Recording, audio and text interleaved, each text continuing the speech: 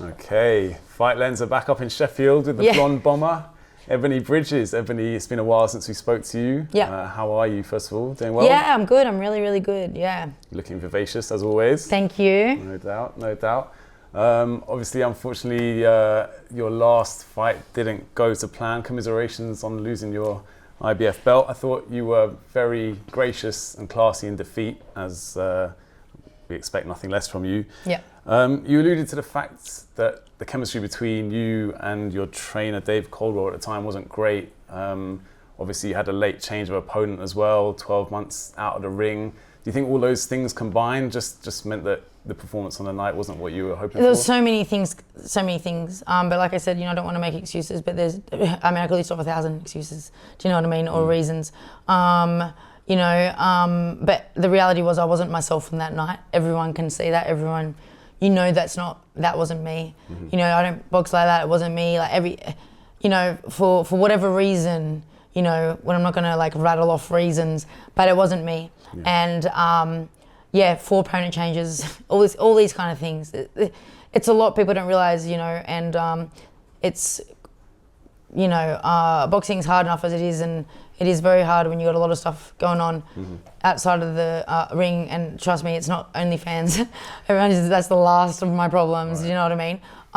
But all I know is that I know that wasn't me. That's not how I box. That's not how I fight. And I know that now I am back to, doing what I'm doing with my new training and my new coaching, straight back into getting the bomber back, getting what I do best.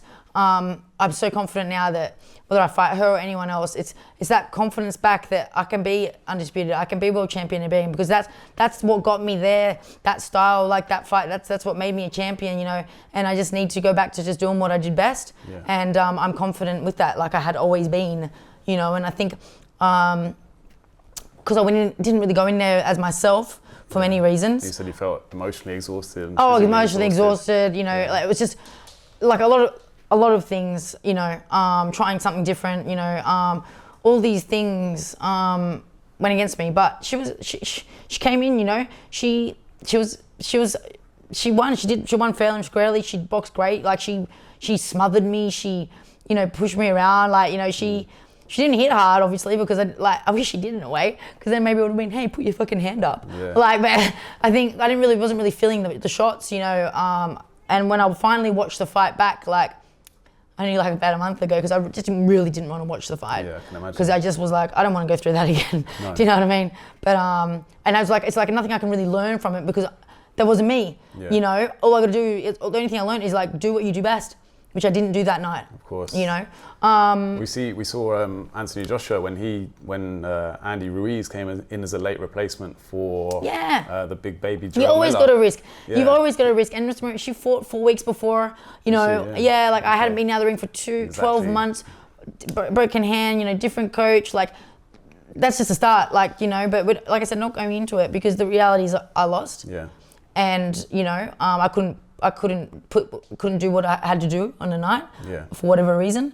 But it's all learning, and I take inspiration from Mayo, because she's also been a 2 times world champion before.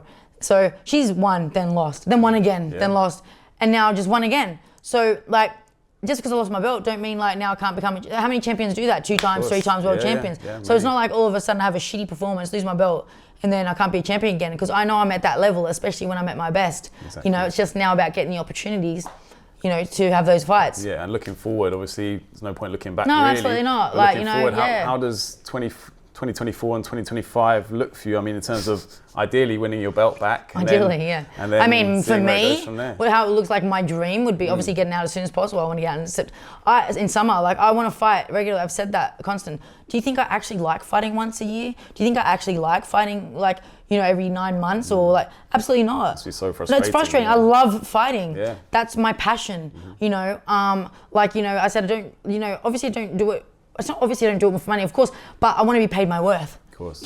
So it's frustrating, but I do like fighting, and to be out for so long, you see fighters that are what's the word? Active. Look at Joshua. How many fights has he had in 11 months? 4 fights in 11 months. He's getting paid millions, and he's able to get a fight every couple of months. Do you know what I mean? I'm getting like a tiny percentage of that, and like I mean, like 0.0001%. You know, and it's like, it's frustrating. You can hear the frustration. Yeah, definitely. You know, have you considered walking away from boxing, such as your frustration in the aftermath of that? No, I considered it more beforehand because the emotional roller coaster was going before the fight. I was like, why am I even doing this? This is constant letdowns. Like it's just like boxing's fucked. Like people don't realize they don't fans and they don't see what goes on behind. You don't know. You know, it's a real love-hate thing. Yeah, all you know. Politics, and I was and I think that was just like it was a consideration. Like, why am I even doing this? Yeah. Like, well, this is it. But then I remember, why am I doing this? Because I want to be a world champion. Because I want to inspire people. Because I want to get those other belts. That's why I'm doing it. Exactly. Do you know what I mean? And you know, I can't just give up. I've never in my life given up when it's gotten hard. Because when you give up when you get hard, that's when you don't succeed. Do you know? It's getting past that hard point. So we'll see. You know, ideally again, I'd love to get out at least 2 times this year. That'd be nice. That would be great. You know, but hey, I'm not the action. complete boss, unfortunately. No. Do you know? If I was the boss, then I'd be fighting every 3 months. Yeah, we know it's not obviously it's not all about money. No. But there's no doubt that you probably earn more lucrative amounts through your other income streams than through boxing. Well, yeah, I have to. So. I mean, yeah, obviously, you know, I had to come out money somehow. I went 12 months without fighting. Yeah. Imagine not fighting for 12 months and that's my only income. Yeah, disastrous, obviously. Yeah, so thank God I have other incomes and I'm business minded. Right, that's it. Have you thought about Misifts? Have they come in with an offer, or is that something you'd be interested in? I mean, money talks. It's that simple. Money talks. Yeah. Money talks. We could see you and Elle Brook on the same card, potentially. Yeah, man. That'd be great. Yeah, whatever. Like, I don't care. Like, you know, you know, I'm at an age, I've become a world champion. Do you know, you can't take that away from me. You got me belt over there. You can't take it away from me. Obviously, I'd like to get more belts. I'd like to get my belt back, you know, but if that's not happening, if boxing can't make that happen, then if someone can offer me some more money, then, you know, I'll go where the money is. Yeah. Like, it's one or the other. If I had a choice between a world title fight and a lot more money, I'd probably still go for the world title fight because I want to win a world title. Yeah. But if I'm not even getting that option, then yeah, sure, give me the money because I'm not getting options. No doubt. Do you know what I mean? It's all about keeping yourself out there, keeping your options active, open, keeping relevant. Making money.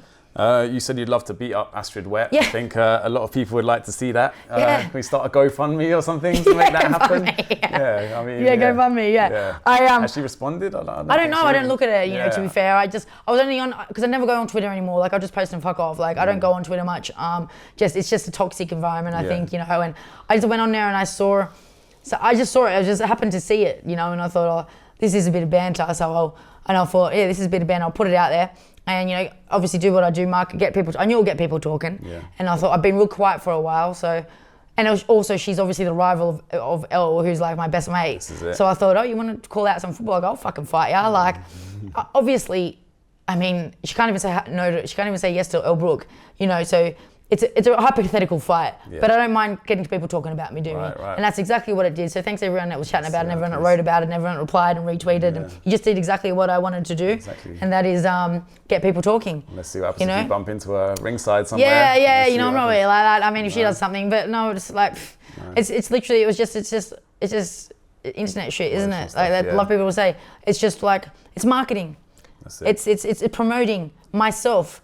And you know, using Astrid Wett with the shit she's on and all that shit to promote myself. Just like Jake Paul uses boxers, calling out Canelo, calling out all these guys, and you know, to promote himself. Carl Froch, Carl Froch, whoever. Yeah. But it's like the reverse. Yeah. But it works, doesn't it? Definitely. Because everyone in boxing is talking about Jake Paul. Everyone was already talking about me in boxing. Now it's like I got to get. I want to be mainstream. I am mainstream, but I want to get more. I don't want to just be in this little niche of boxing. No. So now I want to get known. Yeah, get me known in the YouTube world because it has money. Already. No, of course, you know. But I'm just being like, keep it going, keep it building. Where did Jill Scott come into it? Jill, that's the footballer. Yeah, I don't even know. I have absolutely no idea. Like to be honest, I don't follow it. Right. I just saw Astrid Wett make a comment calling out someone, and then I was like. I'll fight you. Yeah, I was just I'll fight. I don't look into it, man. Like I don't even sit there like that. And what about Amanda Serrano? She pulled out of Paul's undercard with an injured eye. Is there any talk about you fighting her? Could that happen? I don't know. Of course that could happen. You know, so I respect Serrano a lot. Like, wow, she's achieved. For me to fight Serrano, that would be like an honor. Yeah. Wow, fighting someone like her. And I think she'd love that fight. You know. of course it's an option. Do you know why? Because she's marketed, but she's obviously managed or whatever by Jake Paul, and he's all about followers and views, and he knows that I have the biggest following across all social media, and that people talk about me mainstream. So he's not dumb, and that fight would obviously be promoted very well, you know. But yeah, like it's there's all options. Like there's so many options for me, but it is about the money. Do you know what I mean? For things that aren't a world title, do you know what I mean? Like it's hard to. I'm happy to fight anyone for anything, but it has to be worth it for me. It has to be worth your worth. Yeah, man. In terms of Jake Paul, do you feel a kind of affinity with him, in that he's still trying to prove to like all these kind of boxing OGs that he's worthy of being? That's why I've always been supportive of Jake Paul. You know, from day one, I've always been supportive of Jake Paul. Do you know, I've talked to Jake Paul a few times. You know, and I've always been supportive of him because I know what it feels like. You know, and he has so much passion for the sport. Yeah. And look how much he helps. But people are still like whatever. And like, I get it. Like he's not freaking he's not world class. No. But he's wanting to improve himself every day. He loves the sport. He's passionate. Let him do his journey. And if he wants to and if he can make money from it, great. But guess what? He's not only doing it for him. He's bringing up women's boxing as well. Do you know what I mean? Like, so he does a lot of good for the sport. You know, it's you got to be open. I'm a very open-minded person, mainly because I was obviously judged a lot as well, and I still continually get judged. Exactly. I feel like I get so much discrimination, like with what I do when other people are doing it. You know, get attacked constantly for OnlyFans. I'm pretty sure Michaela Mayer and Estrada, CNS or Estrada have OnlyFans too. You don't really see them getting attacked. Yeah, like, it's kind of like double standards. It's totally double standards. You know, and or like girls wearing G-strings. Now Terry Harper wearing G-strings, and and Sandy Ryan wearing G-strings on the scales. Not one beep. Do you know? But then like when it's me. I mean, I get a lot of love too, and I go, please talk about me. Because they're not getting talked about as much as me doing it, but it's still like, they're not copping the hate that I copped, and they still cop, you know, so, or like Conor McGregor.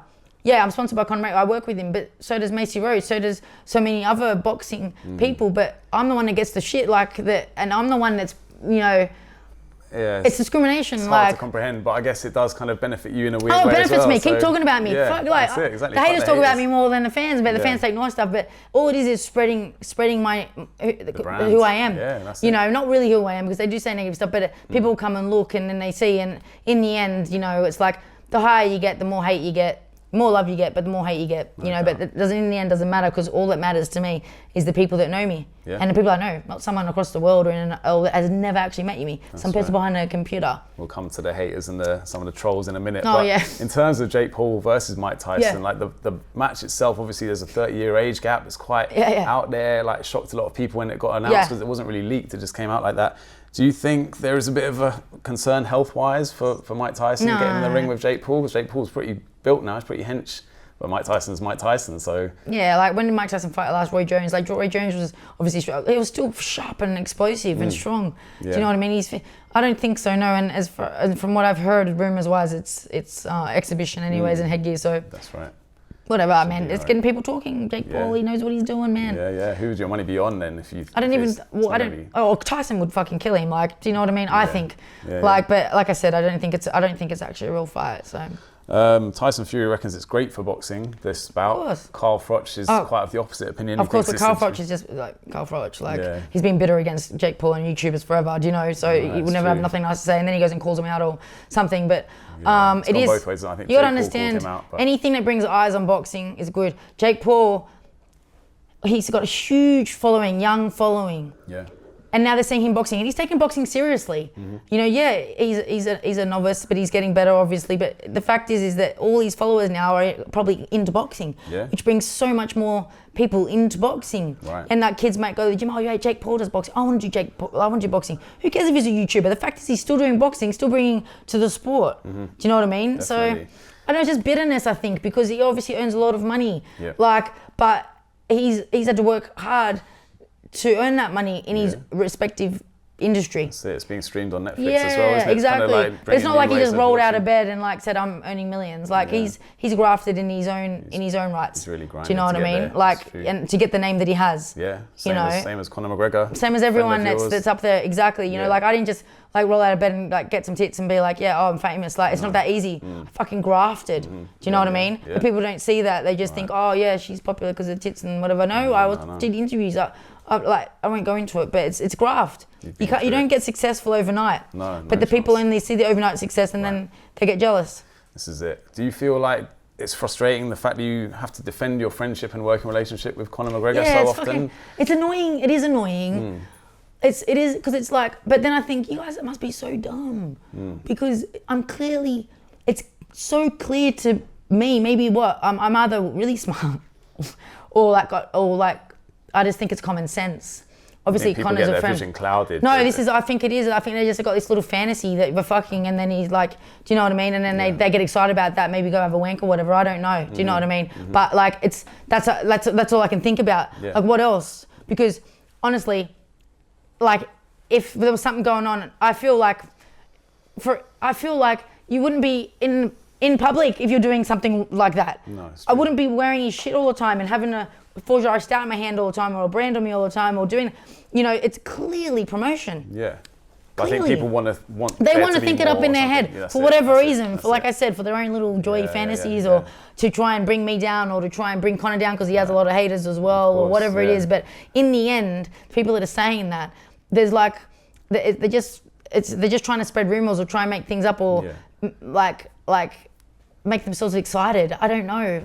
We'll leave it. But we know it's a professional relationship and a friendship at the end of the day. Yeah, exactly. Just like it's like I said, he sponsors all the events. He sponsors so many other boxers. He sponsored Warrington and Lee. Like, everyone has the Forge Irish Stout. But are they fucking him? Are they sucking his dick? Probably not. Or maybe they are, because that's what we all do. Like, do you know what I mean? Like, people are a bit obsessed, aren't they? They're just obsessed with me and Conor, and that's great, because the more obsessed you are with us, thank you. You keep talking about us, and we keep getting the papers, and I keep getting paid more money. Yeah. You know what I mean? So it's great. Continue, I suppose. Keep making me money, guys. Have you seen Roadhouse? Have you seen his performance? No, I haven't yet. But I've obviously looked. I was actually going to go to Ireland. I was going to go to the Black Forge Inn to watch it on a Thursday, but it was real last minute when I saw the announcement, and then I had something come up, and I was like, oh, I'm just gonna have to leave it. Because you can stream it on Amazon Prime. Yeah. I'm just waiting. I've just been so busy. Yeah. Like, I don't even watch TV, you know. So like, as you know, you've come today. I'm like, I gotta be in and out. That's it. What about your own acting career in the future? I've already done our acting debut actually. And I think it's been premiered in a couple of months, maybe. I have to double check. Okay. But I think it's in. It could be April or June. That's coming to my head. Right. But I did a documentary. A true life story on James McCrory, the BKB world champion. Oh, okay. So I did. That was my debut. I did that last year, and I was his trainer in it. And I don't know if you know much about James, the Gypsy McCrory. I know the name's ringing bells. But he's obviously it's a documentary on his life and his obviously journey. It's like like that fighter. Get about Ward so it's kind of like that, we're all acting, but it's about his kind of life, I see, so that's getting premiered in a couple of months, but I kept that quiet because it's whatever, but we'll see how I go and how it goes. And acting's of course maybe in the future we could see you and Conor. They were told me, wow, you're such a natural. I thought I'd be really shit at acting, but they're like, you're such a natural, and I was like, really? And they're like, wow, you're so natural. I'm like, holy shit. But I think it was also because it was within my industry. Like, if I had to go completely out of character, I think that's obviously when acting, that's when you got to be really skilled. Yeah. But if if it's within your character, I think it's a bit easier to act because you're not really. Doing, yeah. It was like me. I was being a coach, and I was coaching him, and I was like, all these you'll see it anyways. But it didn't felt too unfamiliar. Unfamiliar. Unfamiliar. Yeah. You posted a nice story on your socials the other day about you being in the gym and your Porsche being outside, and a young girl coming up to you and saying, "Ebanie, can I go for a ride in your Porsche?" She's so cute.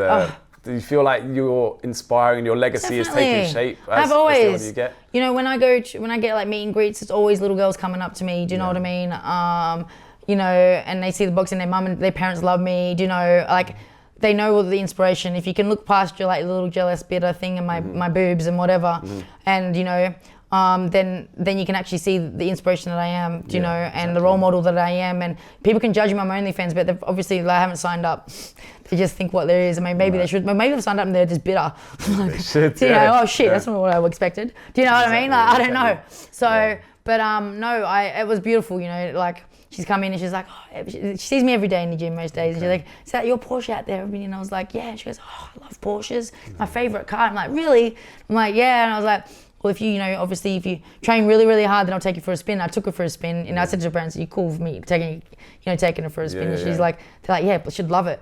And then she was sitting there, she's like, and like I've launched it. Obviously, it launches, but I didn't speed, but just because it's fast, it goes from 0 to 60 pretty fast. But I didn't even get to 60, like 35, and she was like, "Whoa, this is the fastest I've ever gone." Like I'm gonna, and I was like, "Well, do you know what? We're not even going that fast. It just feels fast because my car's so powerful." She's like, "Oh," she was just loving it. And then when we got out of the car, she's like, "I will remember this day for the rest of my life, Ebanie." And I'm like, "Oh," she's like, "Do you have a?" She goes to me, "Are you in tomorrow? Because I want to bring you a gift for let me go in your car." I go, "Don't be silly." I go, what gift I want from you is to make sure you keep training hard every day, and you work really hard in school, and you become successful. So then when you got your Porsche, you can return the favor. And she goes, "All right, deal." And I'm like, "Deal." I love that. It was really cute. That's great. Yeah. And you're saying you want to take your Porsche out to Germany on the auto? Yeah. Obviously, really I'm going to get some work done to it. That's definitely a dream of mine, is always to go down to Autobahn, like not just in Porsche, but get I'm a rev head, obviously, like you used to ride motorbikes and stuff. No motorbikes, because if I was on a motorbike, I'd probably kill myself, because I'm way too a speed freak. I think I would literally kill myself because I just don't want to put myself at risk. Fair enough. I'm a bit more safer in a car driving than I do, but that's true. Okay, stick to actually the I stick to the speed limit, by the way, just in case any cops are watching this. Okay. I only take it to the track. Autobahn where there's no speed limit. Exactly. That's what I want to do. Well, obviously, sadly, trolls and haters are like a part of life on social media, but you have a great way of putting them back in their place. Do you think that's the like Aussie in you, that's just a resilience, or just that you're naturally kind of someone who's... Well, I don't know what you mean, to be honest, because most of the time I don't even see it or ignore it. Some pretty witty comebacks, but do you know what they were? Yeah, someone had said, it was you posted a picture of you in the Forged Irish Stout top with another girl, and someone said like, "Oh, what, have you been relegated to ring girl or something?" You said, "Oh, I used to be a ring girl before I boxed, there's no shame in that." It's because there's not. People put down models or ring girls like it's like me saying like because now I'm a professional athlete, that it's like me saying, "Oh, you're just a plumber." Yeah. Like that's what kind of fucking like I don't look at anyone any lower than me, or that I'm better than anyone. Mm-hmm. So when these trolls are on there saying I'm being demoted, I'm thinking it's actually not demoted. Like, do you know what I mean? Like I loved ring girling when I was doing it. It's what I love to do. Like, so to then have a stab at a ring girl, that's her job. I don't think that's really respectful. And so, I can't really remember what I said, but I used to be a ring girl, and there's nothing wrong with being a ring girl. Just like there's nothing wrong with being a mechanic or being like a cleaner or whatever. You bring in money, you're working hard, and if that's what you enjoy, like it's just, people are just miserable with their own lives. That's exactly. Even Darren Till, the ex-UFC fighter, he had a go, quote tweeted your tweet and said something like, "Yeah, all you need to do is get your tits out on Onlyfans." Well, I mean, Darren Till just needs attention. He's irrelevant. He's probably just trying to get some relevance off my tweet. Simple. But thanks, Darren Till, for retweeting, because then I get all your attention, which is great. Yeah. I don't know how many followers he has. I have no idea. Do you think it's just an element of jealousy from him? He wants to ride in your Ferrari? I don't know. Maybe he actually wants to just help me, and but maybe he's like trying to slide in and get a bit of attention from me. Or maybe he's actually trying to promote me, because that's exactly what that would have done. Retweeting people like, "Who's this?" Yeah. And then so. I don't even know. I don't know if he's that big. Is he even that big? I don't really know. Like do I have more followers than him? Probably. Definitely, I would think so. Definitely. Yeah, so he's probably just trying to get some clout, like It's like when Elbrick went on Piers Morgan. And he was trying to grill her. Oh yeah, but I think it's like he hates women or something. Yeah. Like maybe he needs to get his dick wet. Like I don't know. Like maybe he's just trying to he's just like nasty, like because he's not getting any. Like could be frustration, sexual frustration. Yeah, maybe he's sitting there having a hard wank over these tweets that he's making. I don't know. Who knows? Angry wank. Right. Well, let's talk about other boxing, shall we? Conor Benn, someone I think, quite well, don't you? Yeah. He's had some bad news, though, that his ban has been upheld. It's been 2 years since he's last fought on UK soil. I didn't mean to laugh then, but I knew it would. Like, I know the Matchroom were being saying, "Oh no, he's definitely gonna fight in UK." Da, da, da. Yeah. I feel extremely sorry for Conor Benn, because he's like I said, I've known him for a long time, and he's a great person. He really is, and I'm a full believer in that he didn't cheat. I don't think he did. And I've been stuck by that from day one, publicly. And I just feel so sad that how he's been treated.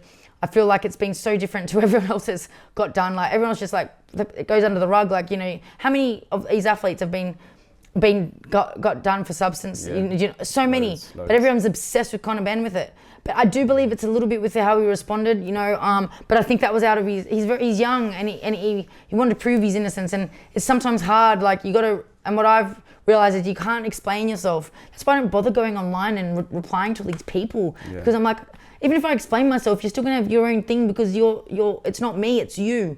Do you know what I mean? So unfortunately, maybe if he just sat real quiet and just made no response, just worked on the background, then it probably wouldn't have not have been as bad. His head down, but unfortunately, he is. But look, he's still. I feel sorry for him, big time. But he will still get views. People are still going to tune in and watch him. That's it. Do you know what I mean? It's not like even his head. Out in Saudi Arabia, I suppose, well, I don't know if they'll fly out to Saudi Arabia. I don't think Saudi Arabia has such big of a public boxing thingy. Do you know what I mean? But your Highness, what do they call it? Highness? Excellency. Excellency. Yeah. I don't know, because he's been putting on female fights, so I haven't like paid too much attention. When he does, then maybe a little bit more. Yeah. But no, I think he'll fly people out. That's what he does. All the big names. That's what he does to make it look good. Eubank Jr., Conor Benn, that's still the fight that people want to see. Yeah, people still want to see it. It's just unfortunate that it can't happen in the UK, because it's a huge British fight. Maybe but if they can't happen here, then if they can get more money over there, go for it. Like,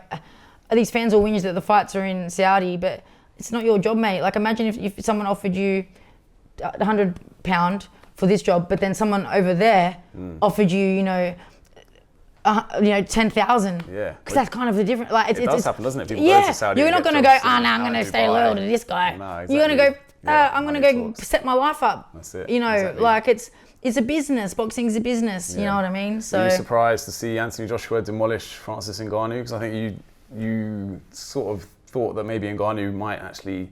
Yeah, I was surprised. I was surprised at how fast he did it. Very impressed. But I was very impressed with Joshua's last performance. Yeah. But I think it was also just because, even though I knew Tyson Fury he mustn't have taken that last fight seriously against Ngannou. I still thought Ngannou looked really good. Yeah. But when I watched that fight, and it took Joshua a little while to realize he has to go back to what he does best. Yeah. Do you know? I took, like, my last fight, Australia, I was like, okay, not doing this anymore. Yeah. Fuck that. I'm gonna go back to being like, just aggressive and killer. Do you know what I mean? But we get stuck as wanting to improve and, like, be cute and box and so fuck that. Just be basic and use it. And that's what he did, and it was such a basic setup that he did. And Ben Davison is a brilliant trainer. Yeah. He's always known for his brilliant game plans, and he done it. But hats off to Ngannou, because he's probably the highest paid 0 and 2 heavyweight fighter in the world, and he's going to keep getting fights, He's like the most well-paid journeyman ever. No offense to him, but do you know what I mean? Like, everyone's going to want to test themselves against him now.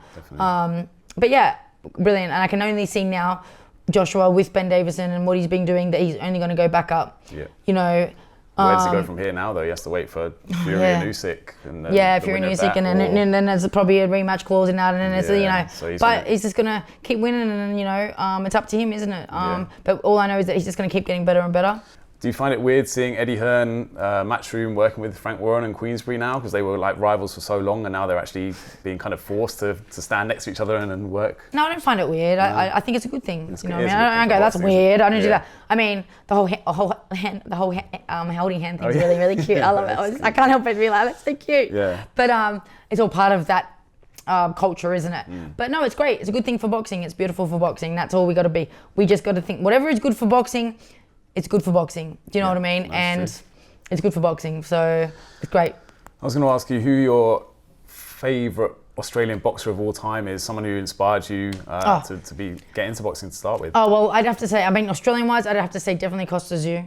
Yeah, legend. That was my era all through my teens, I even dated a guy that had the Costa Tszyu rat style, because I thought, he's so cool. He's got looks like Costa Tszyu. He's like, and he was a kickboxer, but he had that, that same thing. Yeah, that was a big mistake, by the way. But nothing like Costa Tszyu. But so Costa Tszyu. But obviously I know Costa Tszyu is also kind of Russian, but we adopted him. But if I'm saying like pure Australian, Jeff Fennick. And I love Jeff Fennick because he fights like me. Where like that work rate, that savageness, like that high work rate. Is also bantamweight. He was also an IBF bantamweight world champion. But he was obviously a little bit before my era of my age. So Costa Tszyu was like in the light when I was, obviously growing up. Yeah, but definitely, and his son, I'm very impressed with Tim Tszyu. I can't wait to see Tim Tszyu out. He's at this week. Oh.